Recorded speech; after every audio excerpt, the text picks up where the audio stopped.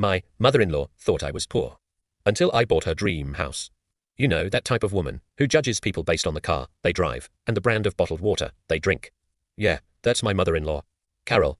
Carol is the kind of person who thinks struggle builds character as long as you're the one struggling and she's watching. From day one, she hated me. Not because I was rude. Not because I treated her daughter badly.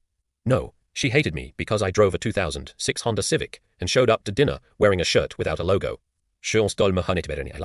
Mostly because her husband had gone bankrupt in our money.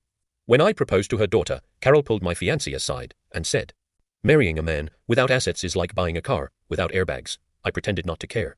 But I remembered that line, word for word. See, what Carol didn't know is that I wasn't poor. I just didn't look rich.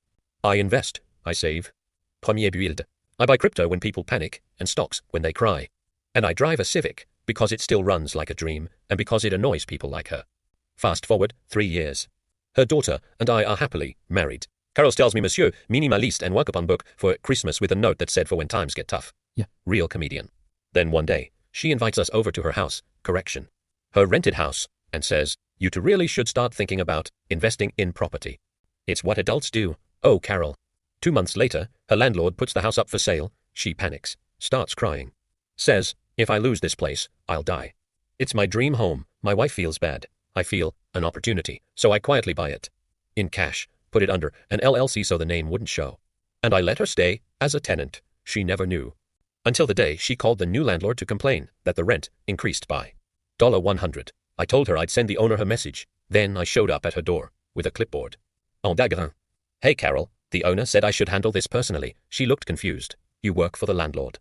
Not exactly. I handed her the new lease agreement. "You live for the landlord." The look on her face when she saw my signature at the bottom.